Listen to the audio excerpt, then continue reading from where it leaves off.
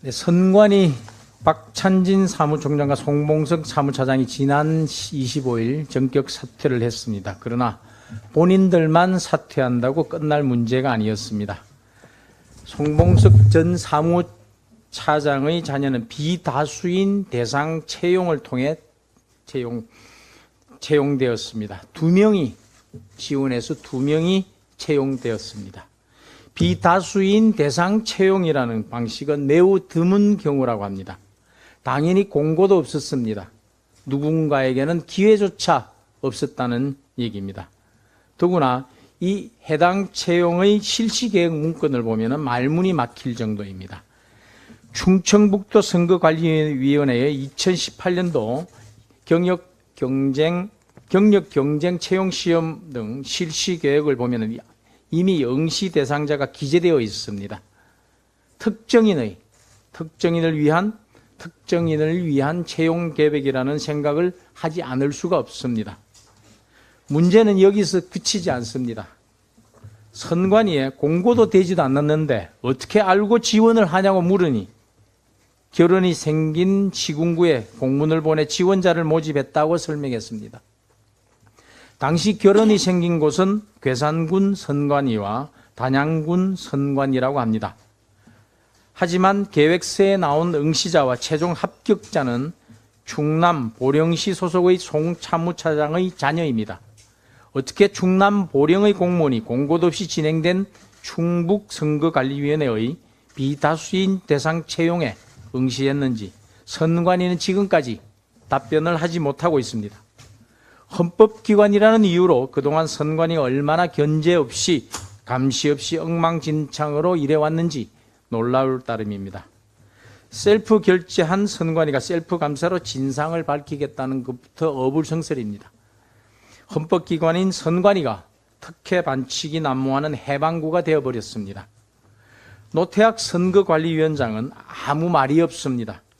대국민 사과는 고사하고 유감 표명 한마디 없습니다. 썩을 대로 썩은 선관위 조직에 개혁의 칼날을 들이댈 용기와 배짱이 없다면 그 자리에서 내려오는 것이 도리일 것입니다. 그리고 선관위는 외부 감사에 응해야 할 것입니다. 국민의힘은 감사원 감사 촉구, 검찰 수사 의뢰 등 이번 사태의 모든 진실을 밝히기 위해 노력하겠습니다.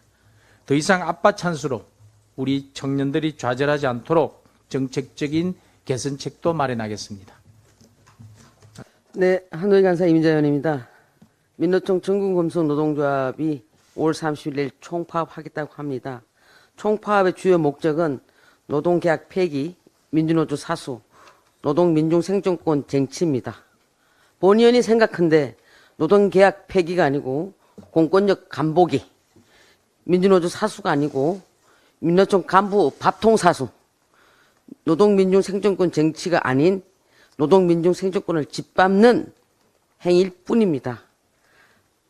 정경희 의원님도 말씀하셨다시피 기아차동차의 영양사에 대한 갑질, 여자가 술을 따르지 않으면 안 마신다는 그런 갑질, 밤에는 그런 갑질을 해제끼고 또 아침에 오후에는 또 기아자동차 31일 주야 4시간씩 파업하겠다고 선언하고 도대체 말이야 민노총 정신 차리시오. 이렇게 해가지고 국민들이 당신들 호응해 주겠소? 우리나라 노조법에 따르면 쟁행위는 목적의 정당성과 절차의 정당성이 확보해야 됩니다. 하지만 기아차 노조의 주야 4시간 파업 목적은 현 정부의 노동계획을 반대하는 정치 파업일 뿐입니다. 쟁행위인 기본 절차인 조합은 찬반 투표도 거치지 않았습니다. 밤에 회식하면서 우리 영양사에게 성희롱 발언을 해제끼고 갑질 해제끼는 그런 정신에 찬반 투표라도 하지 그러셨습니까?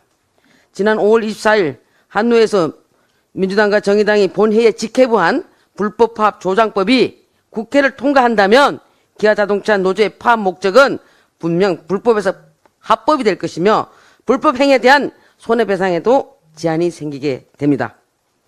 민주당과 정의당 그리고 민노총이 그토록 원하던 노란봉투법의 실체입니다. 만약 이 법이 국회를 통과한다면 우리나라 산업 현장은 1년 내내 정치 파업과 불법 행위가 만연한 아수라장이 될 것입니다. 민주당과 정의당에 간곡히 요청합니다.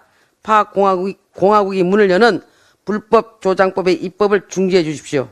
우리 국민의힘 환경노동위원회 의원들은 모든 수단을 통해서 불법 파업 조장법의 국회 통과를 저지할 것입니다. 이상입니다. 최근 기아노조 간부들이 구내식당을 운영하는 하청업체 직원들을 상대로 회식 갑질을 했다는 폭로가 나왔습니다.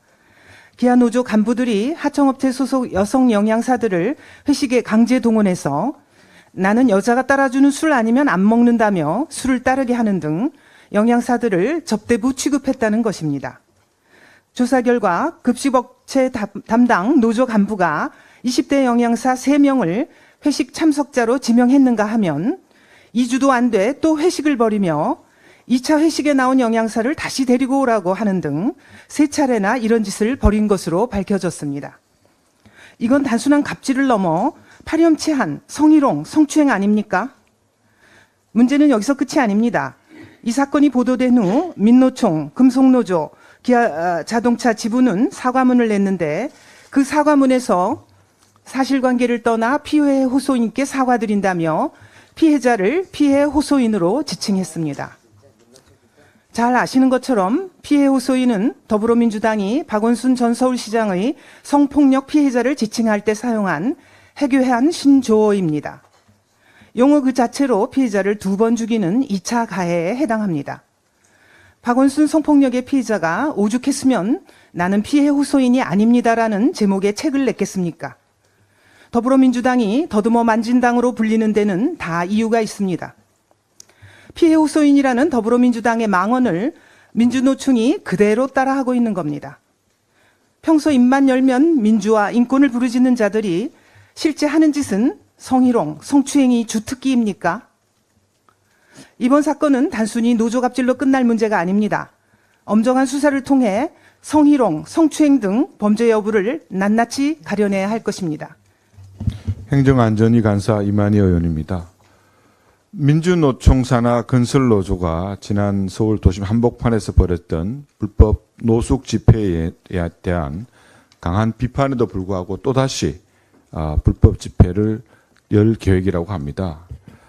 서울에서 개최된 집회와 시위 현황을 살펴보면 작년 22년 16,228건입니다.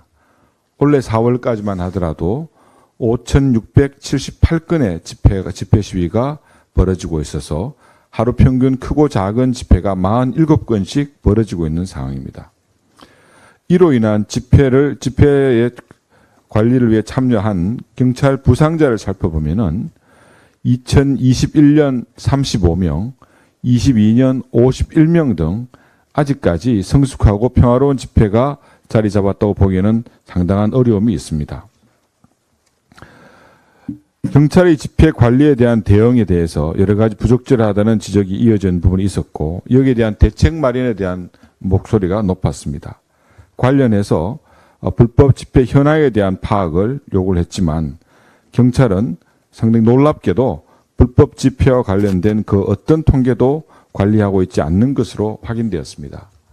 이는 2018년부터 문재인 전 정권에서 불법 폭력 시위 단체에 대한 정부 보조금 지원 제한 규정이 삭제된 이후에 경찰도 불법 단체 선정을 하고 있지 않다는 해명을 하고 있지만 참으로 비상식적이고 이해하기 어려운 상황이라는 말씀을 드리겠습니다.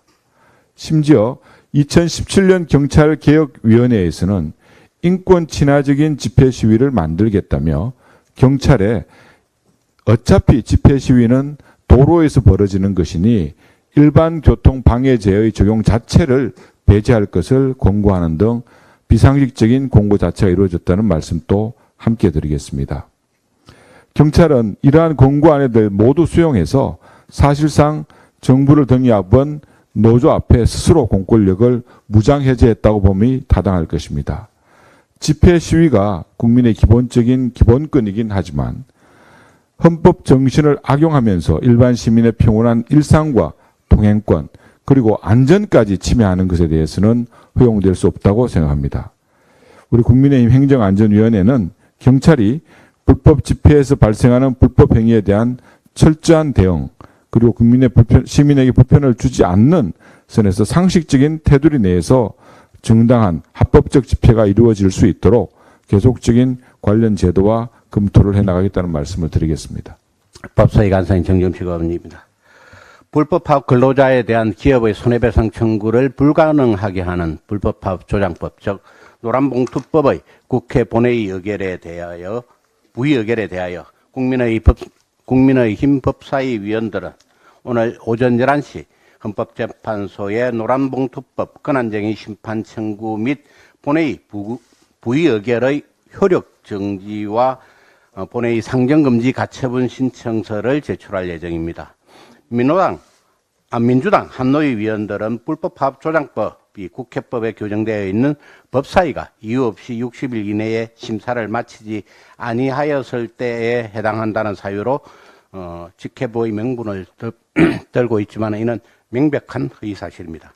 지난 3월 27일 법사위는 여야가 모두 참석한 가운데 불법 파업 조장법에 대한 논의를 진행한 바 있습니다. 이후 4월 26일에는 주무부처인 노동부 외 법무부, 법원행정처, 법제처 등과 함께 보다 심도 있는 논의를 진행하려 했지만 민주당이 일방적으로 퇴장하며 제대로 된 심의조차 이루어지지 못했으며 불과 며칠 전인 5월 16일에도 법사위 전체회의에 안건으로 상정된 바 있습니다. 즉 민주당 소속 전해철 한노위원장과 민주당 소속 위원들의 주장대로 단순히 60일을 경과했다며 불법 파업 조장법을 일방적으로 본회의에 부의를 요구한 행위는 민주당의 오만이자 국회법을 무시하는 위법행위라고 하지 않을 수 없습니다. 민주당이 이재명 당대표의 사법 리스크, 전당대회 돈봉투 사건, 김남국 의원 코인 투자 논란 등으로 위기에 빠진 당내 리스크를 불법 파업 조장법 이슈로 덮어보려고 얄팍한 술수와 모략어를 쓰고 있다는 것을 모르는 국민은 이제 아무도 없을 것입니다. 치졸하기 짝이 없습니다. 민주당은 헌법재판소의 방송 3법 권한쟁의 심판에 이어 불법 파업 조장법 권한쟁의 심판이 청구된 데 대해서 그 의미를 무겁게 받아들여야 할 것입니다. 헌법재판소에도 요청합니다. 헌법재판소도 민주당의 국회 폭거와 불법 행위에 경종을 울릴 수 있도록 신속하고도 엄정한 판단을 해 주시길 바랍니다. 이상입니다.